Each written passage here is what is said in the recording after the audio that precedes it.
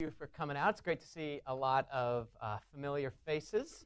How do I get to my presentation? Maybe someone might be able to solve that as I start off. So this is joint work with Stana Klobja, who's a graduate student at UC San Diego.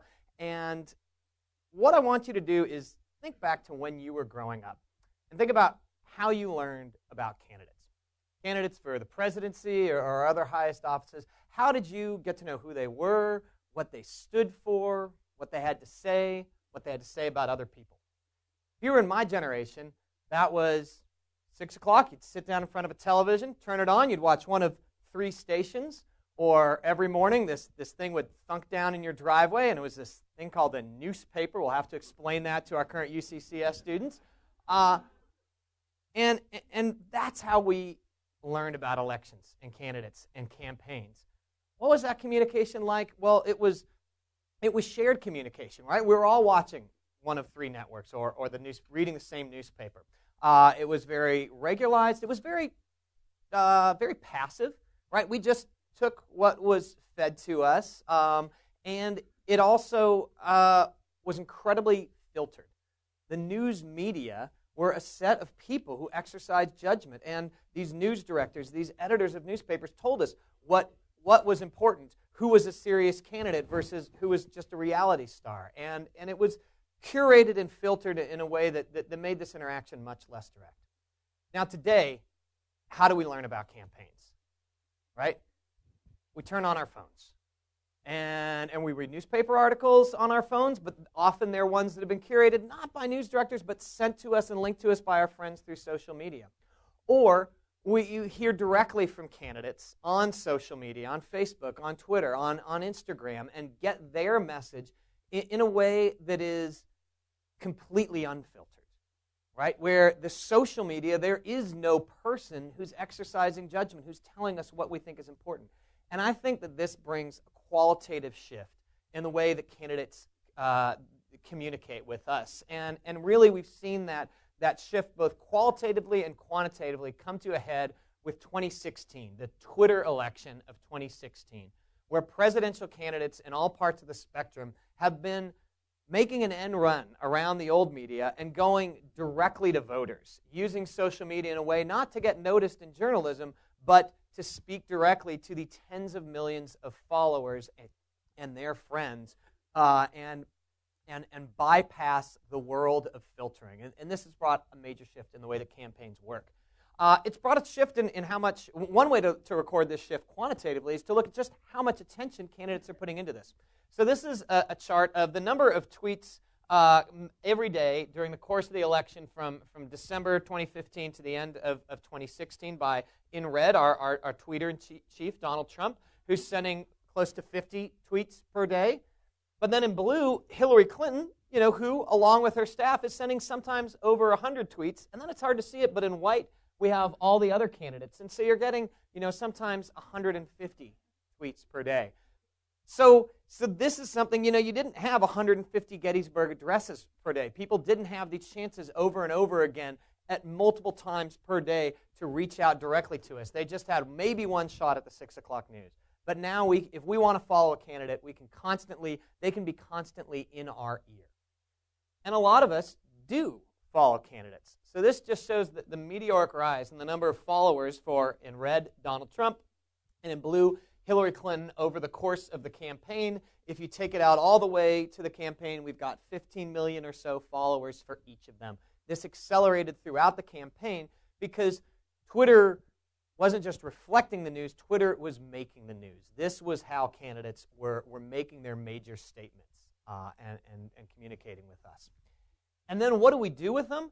Well, we send them around to our friends. We like these tweets and we retweet them at very high rates. So this is just data printed from the Wall Street Journal of the average number of retweets for retweets in red and favorites in blue for Donald Trump's tweets. And so you now see every time he sends something out, he can expect 25,000 people to recirculate it and almost 100,000 to give it their endorsement and say that they like it.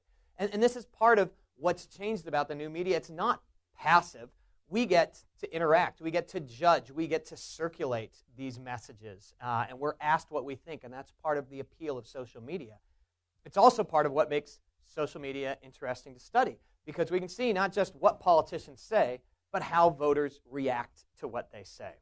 Now, there's been a lot of work that has then said, this was a Twitter auto report that came out a couple weeks ago, saying that, okay, Donald Trump has 30 million followers, but about half of them, according to this score, were fake. I think they were a little bit too fussy about who a fake. They're trying to figure out who the computerized artificial intelligent bots were and who the real people were. So any Twitter account where people didn't tweet a whole lot, didn't have that many people following them, they called fake. So they would probably call my account fake. That's what mine looks like. So I think that's a slight overstatement. We've seen a lot of work done. NPR even has BOTUS, which is not POTUS, but it's the bot of the President of the United States, which is a machine that they've graphically displayed here, which takes, whenever the President tweets about a company, it invests money in that company. It's not made a whole lot of money, but just the fact that we would do this means that something has qualitatively shifted in our politics. And so that's what this project is. It's a joint project between Stan and I are political scientists, and there's a computer scientist, Zoen Tu, a sociologist who does big data work, Kousser, and a guy named Ed Hunter who runs his own big data company. We've been working, we started at the beginning of this campaign downloading every tweet of every presidential candidate. There were 23 of them this year. A lot of them we forgot about, but there are 23 presidential candidates and 23 of their super PACs. So we have the full set of every bit of communication that came at you in the 2016 election.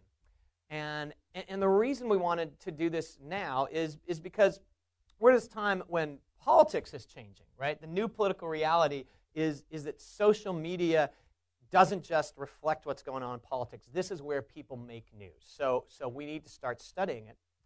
But also in the world of big data analytics, which is sort of the set of computer scientists and social scientists who often work together with them to try to say something about these giant sets of text, that big data world has really made some big advances that allow us to actually peek into 140 characters and derive some political meaning. So there have been a few advances. One's called word-to-vec that looks not just at how often each word is used, but which words are used together, which words are used differently, and this allows us to do better analytics on presidential tweets. But all of the scientific advances in the world won't do you much good if you don't have some humans involved in this process, because often tweets are hard to figure out without some political context. So this is a recent tweet by @RealDonaldTrump saying, "A great book for your reading enjoyment, Reasons to Vote for Democrats" by Michael J. Knowles. If you were a computer algorithm, you might say, "Great, Democrat. Donald Trump loves Democrats." And code it that way. And there are some canned computer programs that try to get the sentiment and the direction of a tweet just by looking at how often it uses certain words. But if you're a human, does anyone ever read this book? What's in it? Nothing. It's just blank. So this is a running visual gag that many Republicans have used. And so this means Donald Trump is just saying that he's in on the joke, right? So this is anti-democratic, not shockingly. But it takes humans reading that who can then train computers, this is a book that's kind of anti-democratic. Someone tweeting about this book in a positive way is going to be on the right side of the ideological spectrum. Right? So this two-step process of having big data informed by small data, having artificial intelligence informed by human intelligence, is what we've been doing for about a year at UCSD. So we've had a lab of graduate students, undergraduate students, and one really ambitious high school student who we've been meeting many times a week to come up with a common coding scheme for how to analyze tweets. So this is an example. This is Katie Middleton, who's actually a student from Spelman who spent last summer with us, who was part of our team. And what we do in this four-step process is the humans say, here's what I think this tweet is. I think it's negative. I think it's right-leaning. I think it's an opinion. Right? They code and categorize that. We've done now about 6,000 tweets. All the data I'm going to show you from the rest of the day comes from our preliminary analysis based on our first 2,500 tweets. But we code about 6,000 of these. And then we train machine learning algorithms, artificial intelligence, to do what the students have done. Based on, well, when students found a tweet like this one from Mike Huckabee saying he trusts Bernie Sanders, but he trusts him like this is not a very positive tweet, and you need a human to learn that. The computer program can then learn from the humans. We can test the computer program on, we'll train it on the first 5,000, test it on the next 1,000 tweets, see how many it gets right. And then once we get up to 80% levels of agreement across human coders and about 80% levels of agreement between the humans and the computers, then we turn it loose. We turn these algorithms loose on the full set of 157,076 tweets by the 23 candidates and 23 super PACs that no humans, we'd still be doing this in the 26 election if we humans had to code all of these. But through this hybrid human-computer approach, you can then categorize all of these tweets reliably using this hybrid. So what do we have? What do we know about these tweets? Well, the first thing we're looking for is what's their ideology, left, right, or center, to try to see where candidates are on the ideological spectrum and maybe how they change over time, because these are all time-stamped tweets, and we know what's going on in a campaign. Another thing we learn about them is, does a tweet convey a sentiment? Is it negative? Is it positive or neutral? How many of you guys are on Twitter? Do we see a lot of positive statements on Twitter? We'll learn about that, and we'll learn about what we think about positive statements and why candidates might be going negative. We can learn about whether something was political or whether it was just personal, whether they were just relaying details of their everyday lives to say, hey, you're just like me because we're doing the same sorts of things. We cheer for the same teams and trying to create trust that way. We'll look at what policy area it addressed. Was it about the economy, foreign policy, immigration? What were the hot button issues that really resonated with voters?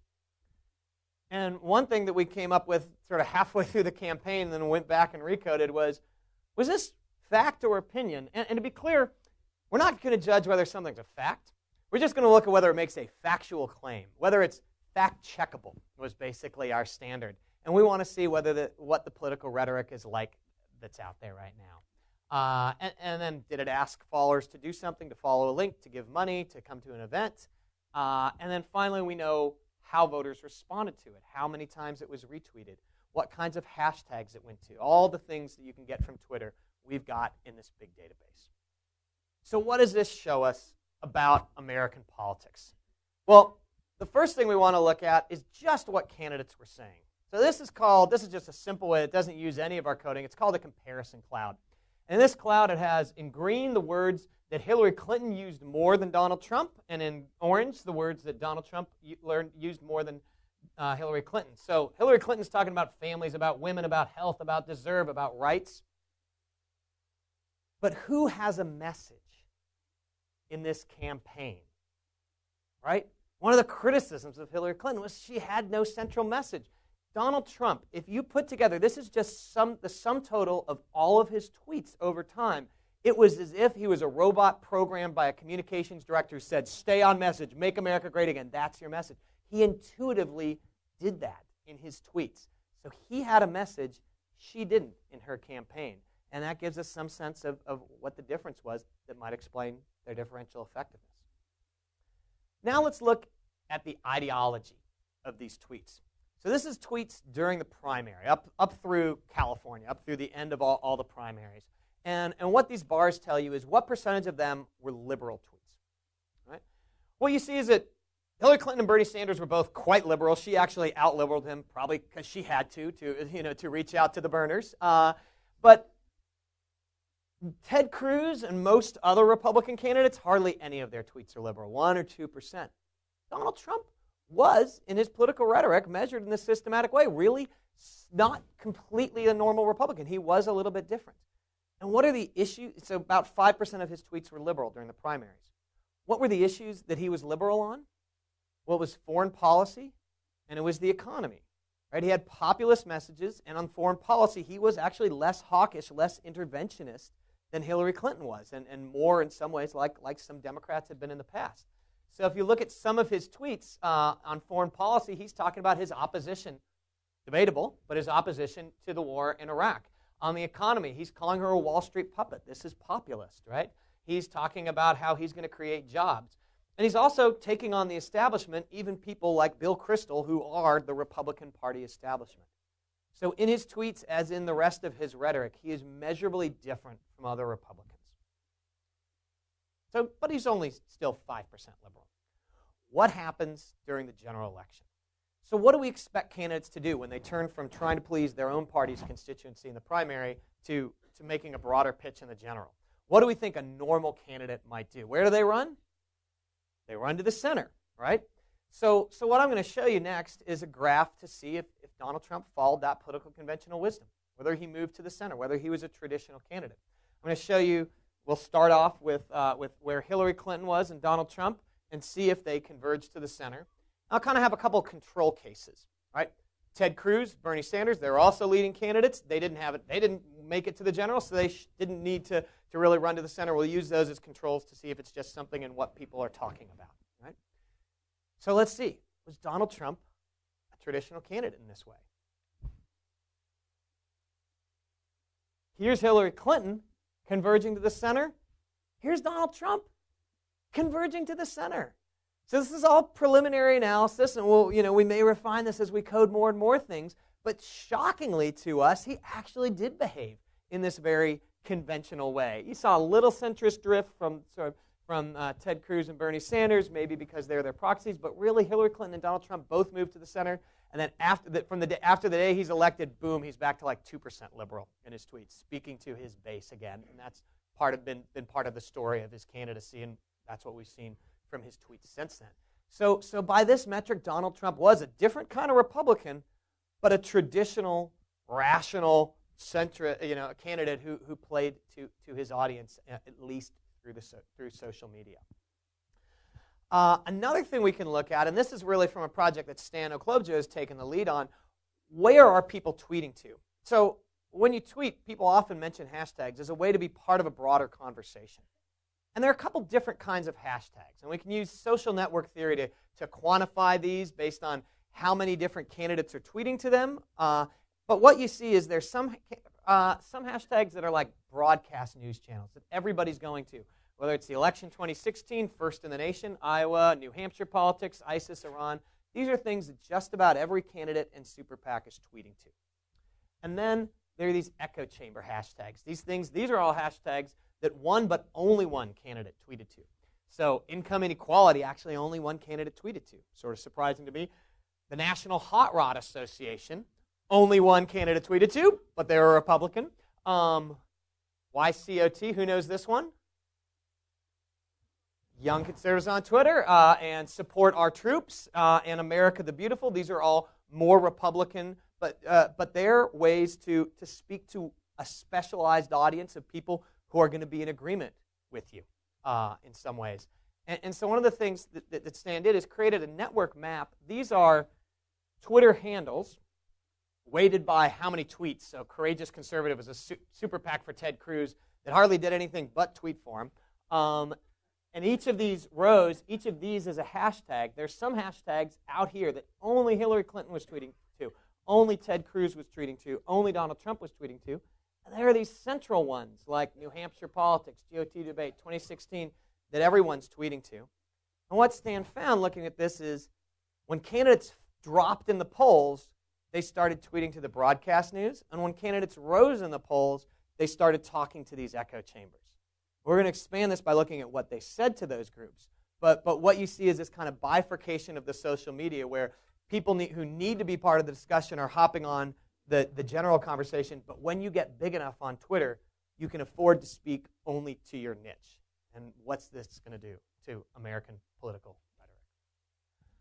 Another thing we looked at was this factual claim versus opinion measure to see what kind of rhetoric are we getting on Twitter. So this is a chart over time starting in March of 2015, even before Donald Trump gets in, all the way through to the end of the election.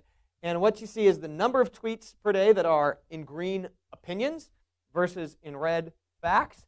And what you see is in just about every day of this campaign, put the candidates together, they were tweeting about opinions and where they stood on issues and what they valued rather than tweeting out facts. But there was variation across candidates. And when Donald Trump hops in the race here, and there's also variation in this balance, and really when Donald Trump hops in this race here, this gap expands. And so you think, well, maybe this is a Donald Trump effect. So let's look at each individual candidate and show you how many times are they tweeting, what rate are they tweeting actual facts, and see what Donald Trump looks like. Unsurprisingly, Donald Trump and his pack have the lowest level of factual claims. They're putting out opinions. So you might say Donald Trump is unilaterally responsible for the coarsening of American political rhetoric by putting out opinions. But then you look at who's right there behind him. It's Hillary Clinton. Only 31% of her tweets are opinions. Right behind her, Marco Rubio, Bernie Sanders. Now, not every candidate was like this. There were some candidates who, like Joe, the guy in Dragnet, stuck to the facts. Rick Perry, Chris Christie, Rand Paul, Mike Huckabee, they really focused on the facts. What do all those candidates have in common? They lost. So what is it? Ted Cruz did pretty well. They left out. But this shows us that I think some candidates know what they're doing, right? And this is what voters want to hear. And in a minute, I'll directly get at this by looking at retweets, right? If you look at Hillary Clinton, you might think, well, maybe she just was responding to Donald Trump.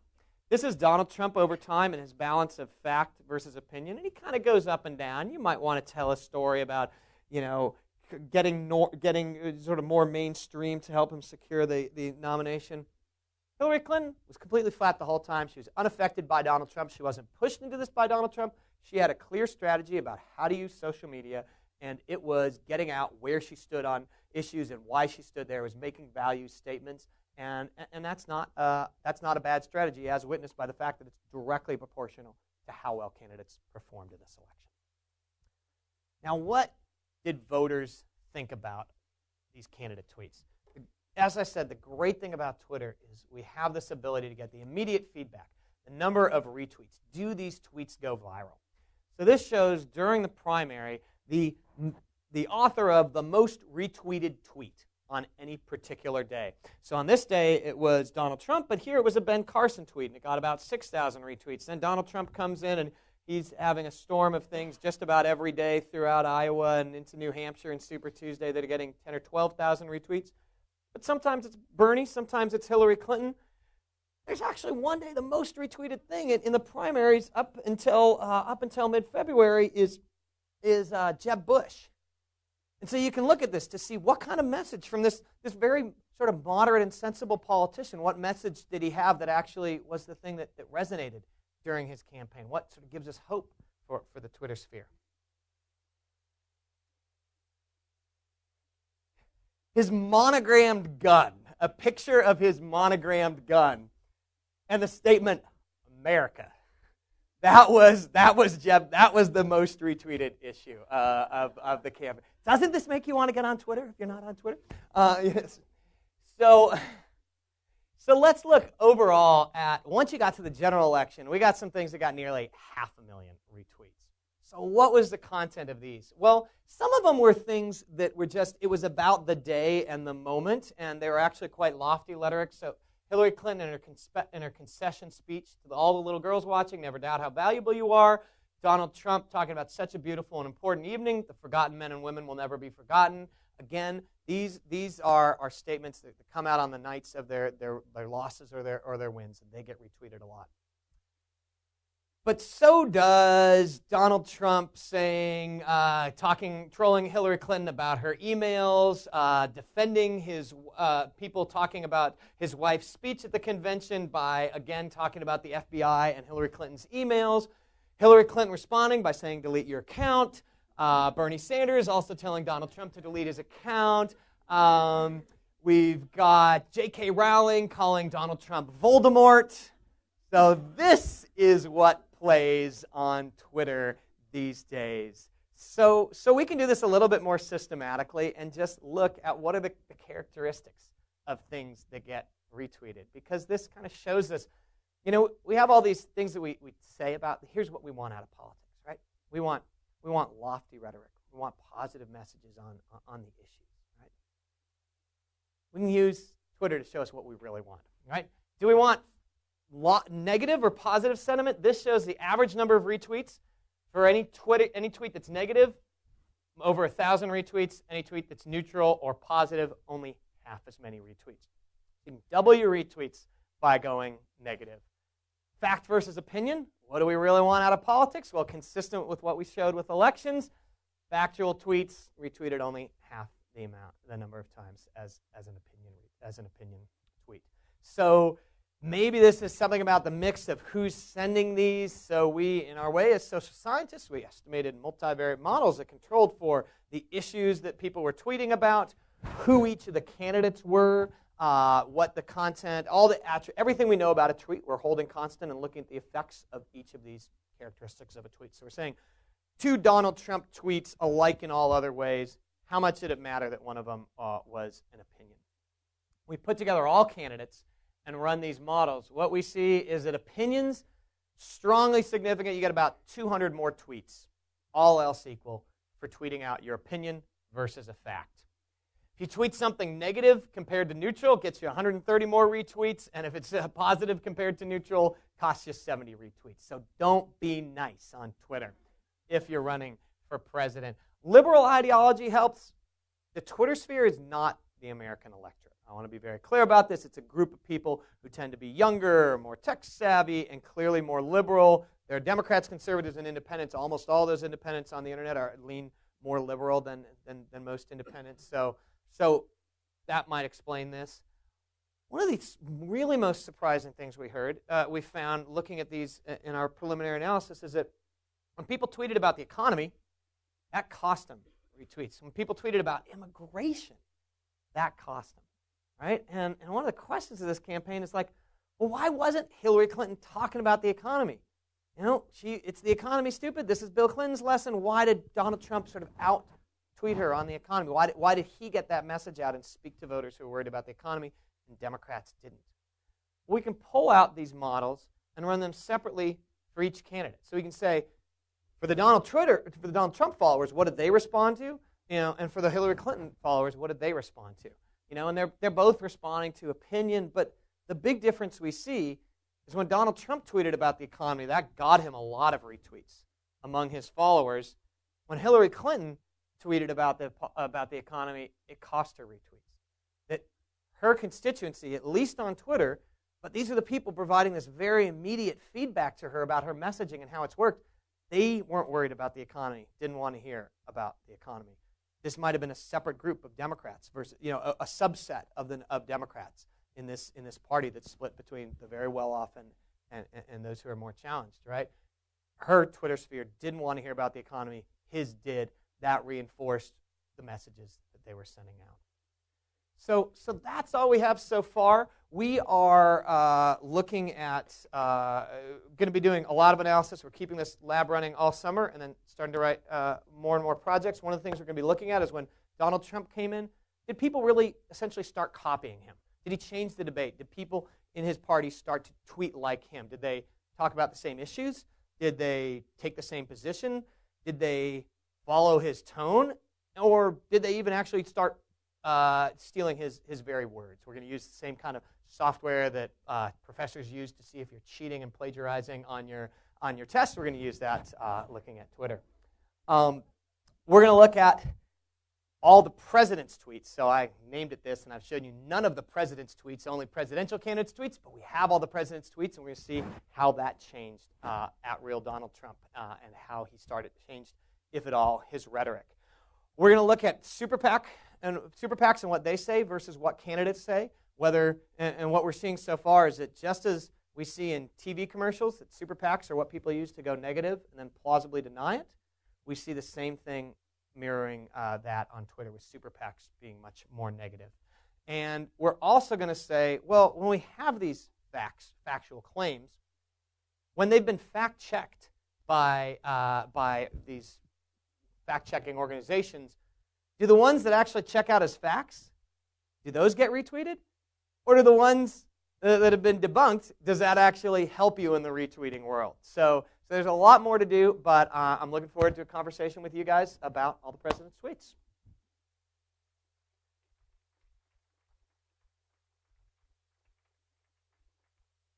All right.